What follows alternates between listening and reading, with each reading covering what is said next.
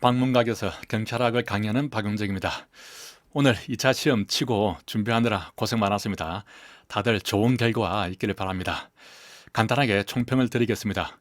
이번 시험은 정말 어려웠죠. 제가 보기에는 얼마 전에 있었던 우리 경간부 시험보다 난이도가 더 높았다라고 볼 수가 있을 것 같습니다. 아마 경간부 시험도 이렇게 나왔으면 어려웠다라고 이렇게 말이 나올 것 같은데 우리 채용시험에서 상당히 좀 어려운 문제들이 많았습니다. 이렇게 어렵게 느껴지는 이유가 왜 그랬냐면은 그 전까지는 우리가 단순하게 암기하고 또 이렇게 묻는 내용들이 기본적인 것들만 알면은 이렇게 쉽게 답을 골라낼 수 있는 그런 문제였다면 이번에는 완전히 경향이 달라졌습니다. 판례 문제가 전체 40문제 중에서 15개가 나왔고요. 그리고 판례 문제가 아니라고 하더라도 사례식으로 이렇게 문제를 만들어서 응용을 한 문제가 5문제가 나왔거든요. 그러니까 판례 15개, 사례 5개, 전체 40문제 중에서 절반이 판례나 사례형으로 출제가 된 겁니다. 그러니까 상당히 어렵게 느껴지죠. 뿐만 아니라 그 박스형 문제라고 있죠. 맞는 것은 몇 개인가, 뭐 옳지 않은 것은 몇 개인가. 이게 무려 8개가 나왔습니다. 전부를 알아야만 맞출 수 있는 문제가 8문제이기 때문에 상당히 난이도가 올라갔다. 그래서 결론적으로 아마 이번 시험에서 한 10개 정도 틀렸다. 그러면 그런대로 잘했다. 거의 합격선, 커트라인 선에 있다라고 저는 평가가 됩니다. 만약에 8개, 그러니까 80점 안쪽으로 점수가 나왔다 그러면 상당히 잘 봤다라고 할 수 있을 것 같아요. 구체적으로 조금 분석을 해보면 이번 시험에서 기초 이론 파트가 6문제 나왔고 또 거기에 그 한국사 문제는 한 문제가 나왔는데 비교경찰 문제는 이번 1차 시험과 같이 문제가 출제되지 않았습니다. 그리고 행정학이 3문제밖에 안 나왔어요. 원래 6문제가 나왔는데 한 절반밖에 안 나왔고 그 중에서도 뭐 개인정보보호법이라든가 근무성적 평정 같은 것은 이 행정학으로 분류할 수도 있지만은 또 행정법으로도 분류가 할 수가 있거든요. 그리고 강론이 8문제가 나왔습니다. 이 강론 문제도 만만치 않은 문제였죠. 그리고 나머지가 23문제가 행정법이었는데 아까 행정학과 행정법의 경계선상에 있는 2문제까지 합한다면 거의 뭐 25문제 정도가 행정법에서 집중적으로 출제가 되었다. 이렇게 볼 수가 있겠습니다. 이렇게 좀 문제가 고루 나와야 되는데 행정법에 너무 집중한 부분은 조금 문제라고 볼 수가 있겠습니다. 하지만 뭐 어쩌겠습니까? 시험 문제 그렇게 나와버렸는데 그나마 좀 다행스러운 것은 행정법 분야에서도 그 일반 행정법 분야는 그렇게 나오지 않았죠. 우리가 이제 경찰 행정법 분야에서 다루는 기본적인 그 일반 행정법 원리들에 대해서는 뭐 출제가 되었습니다만은 그런 기본적인 우리 경찰 행정법에서 배우는 그런 기본적인 원리들만 충분히 이해를 하고 있었다면은 뭐 다소 지문이 그 뭐 일반 행정법 분야에서 나왔다고 하더라도 충분히 답을 찾을 수 있는 그런 수준이었습니다. 그리고 조금 특이한 것이 이번 시험 문제는 그 제가 이제 승진 우리 시험 강의도 하고 있거든요. 경찰 실무 종합이라는 과목인데 거기에 나오는 문제들이 상당 부분 응용이 돼서 나왔다. 그간에 그 승진 기출 문제에서 많이 응용이 되었고 또 우리 승진 공부하시는 분들이 공부하는 판례라든가 사례 그리고 실무적인 내용들 그런 부분들이 상당 부분 응용이 되어서 출제가 되었다라고 할 수가 있겠습니다. 그래서 이제 앞으로는 우리가 암기를 해야 되는 뭐 단순한 암기 사항들이 있죠. 숫자라든가 그런 것들은 기본적으로 암기를 해야 되고 그걸 바탕으로 해서 충분하게 이해를 해야 이제 문제를 응용을 해서 이렇게 풀 수가 있다라고 볼 수가 있겠습니다.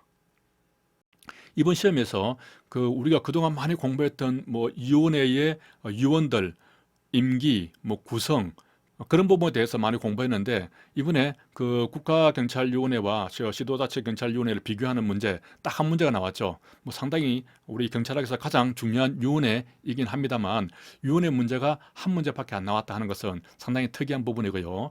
그리고 숫자와 관련해서도 우리가 많이 암기했지만 이번 시험에서는 숫자와 관련해서는 5문제가 나왔습니다. 그래서 이제 이런 위원회라든가 숫자와 관련해서는 그간에 시험에 많이 출제가 되었기 때문에 우리가 또 소홀히 할 수는 없거든요. 그래서 기본적으로 그런 것들은 암기를 하되 이제 그런 것들을 바탕으로 해서 어떤 판례라든가 사례 쪽으로 좀 더 깊게 공부를 해야 되고, 그리고 실무형으로 실무 위주로 공부를 좀 해야겠다 하는 그런 생각이 듭니다. 특히 그 강론 문제 보면요. 8문제가 나오는데 이 8문제가 만만치가 않죠.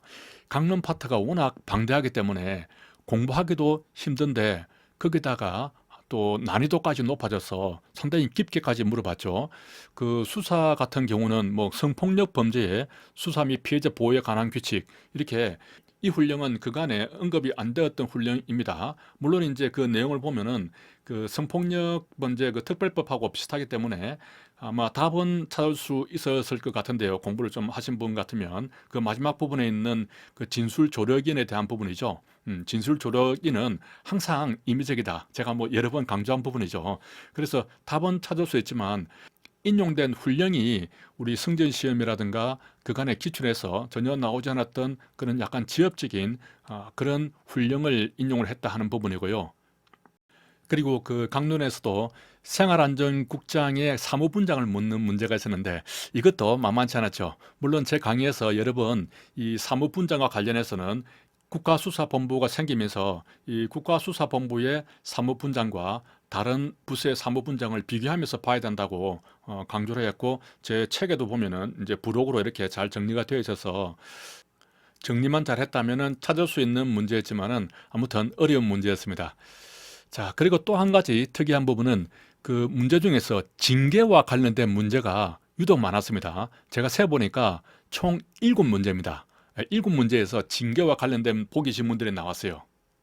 이 징계 파트 강의할 때마다 이 난이도가 좀 있기 때문에 저도 가장 기본적인 것을 바탕으로 해서 몇 가지 사례들을 가지고 징계의 관할이라든가 그런 부분들을 강의했습니다만은 이렇게 깊게 또 구체적으로 묻는 문제가 출제되다 보니까 우리 학생들이 많이 좀 당황했을 것 같습니다.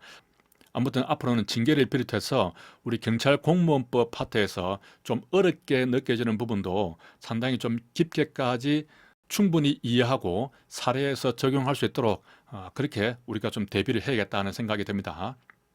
그리고 또 재밌는 게 그 징계에서 그 계산하는 문제가 하나 나왔죠. 31번 문제인데요. 징계위원회에서 투표를 했을 때 가장 불리한 수에다가 그 다음으로 불리한 수를 더해서 과반수가 되면은 그때 과반수가 된 의결로 합의된 것으로 본다는 그런 내용이 있었는데, 이거는 이제 12명의 징계위원이 나왔습니다. 실제는 이제 징계위원은 뭐 위원장을 포함하더라도 5 내지 7명이지 않습니까? 아무튼 뭐 12명의 징계위원이 있다고 하더라도, 자, 거기서부터 가장 불리한 것부터 더해 나가면 12명인데 딱 6명에서 걸리거든요. 그럼 6명에서 합의된 것으로 볼 것이냐? 그건 아니죠. 과반수기 때문에 반을 초과해야 되거든요. 자, 이런 개념까지 알아야 이 문제를 정확하게 풀 수가 있는 겁니다. 절반의 걸치는 6명이 되면은 안 되고 6명을 초과하는 부분에서 이제 합의된 의견으로 보는 것이죠. 이런 것은 보면은 그 묻는 포인트를 두 가지를 한 지문에 넣었기 때문에 상당히 난이도가 있다라고 이렇게 좀 볼 수가 있고요. 그리고 제가 이틀 전에, 그러니까 시험 치기 이틀 전에 경꿈사라는 카페 갔잖아요. 그 카페에 이번 2차 시험에서 공직자 이해충돌 방지법에서 무조건 한 문제 나온다, 이렇게 글을 올린 부분이 있습니다. 뭐 조회수도 거의 한 1,500회 전후가 되었는데 제 예상대로 문제가 나왔죠. 물론 이제 지문 한 개에 불과했지만은 아무튼 문제가 그대로 나왔고, 제가 또 그 글을 올릴 때 이해충돌 방지법에는 직접적인 것은 있지만 간접적인 것은 없다라고 몇 가지 한 포인트 한 5개 정도 그 포인트를 제가 잡아드렸죠. 그 포인트 중에 마지막에 보면은 직접적이라는 말은 나오지만 간접적이라는 부분은 없다 하는 부분이 있었는데, 그게 이번에 그대로 적중을 했습니다. 그대로 나왔습니다. 무조건 한 문제 나온다고 했는데 안 나올까 봐 제가 마음을 좀 졸이고 있었는데 정말 쉬운 문제 나왔어요.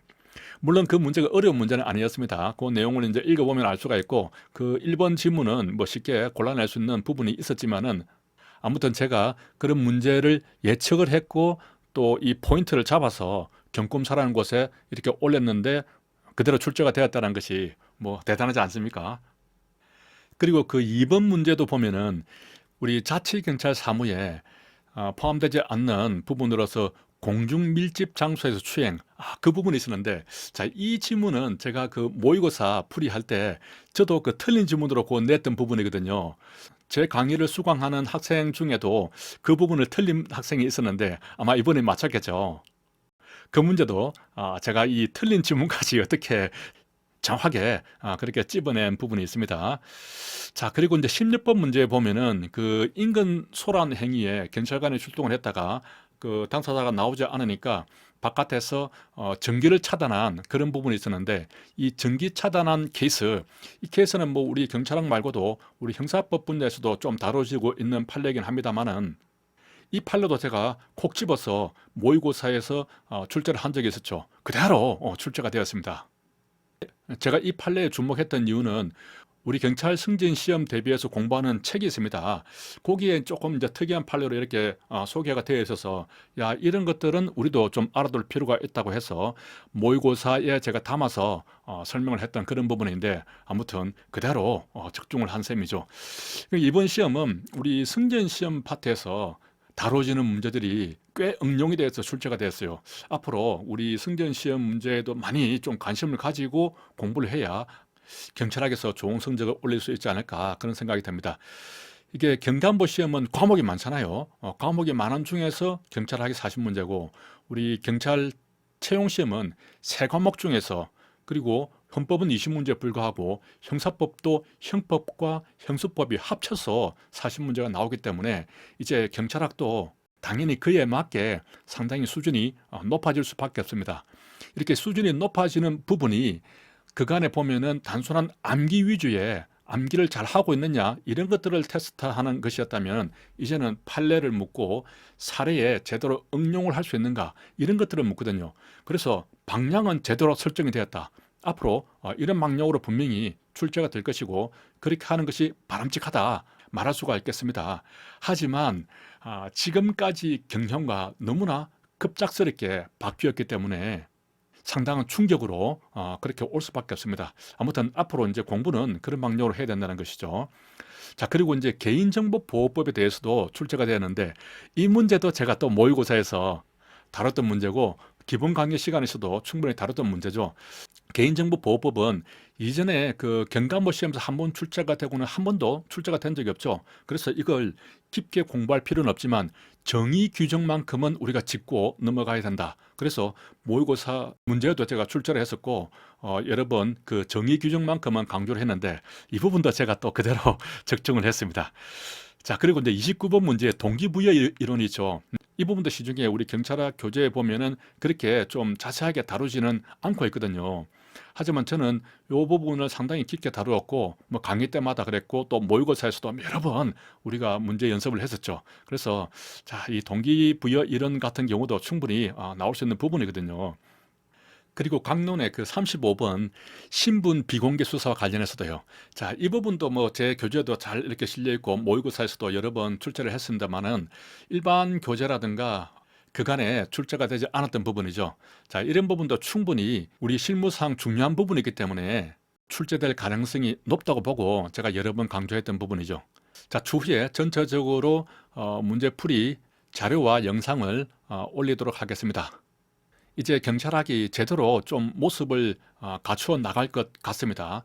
우리 학생들 입장에서는 상당히 좀 어려워지는 그런 부분이 있지만, 단순하게 위원회에 위원들 임기라든가 연임을 할 수 있니 없니 그런 것들을 암기하는 것보다는 실질적으로 실무에 도움이 되고 제대로 이해를 하면 풀 수가 있는 그런 문제가 출제되는 방향으로 가고 있다는 것에 대해서는 상당히 좀 바람직하다, 이렇게 볼 수가 있겠습니다. 이런 방식의 시험 공부가 처음에는 조금 어렵게 느껴지더라도 사례형은 이해만 하면 풀 수가 있는 거거든요. 오히려 공부를 하면 더 쉽게 풀 수 있는 문제들입니다. 단순하게 암기해야 되는 그런 문제들은 시간이 지나면 잊어먹고 또 잊어먹고 두 문자를 암기하고 뭐 그렇게 해야 풀 수 있는 문제지만, 이런 사례형 문제들은 이해만 하면은 잊어먹지 않고 그게 쌓여 있거든요.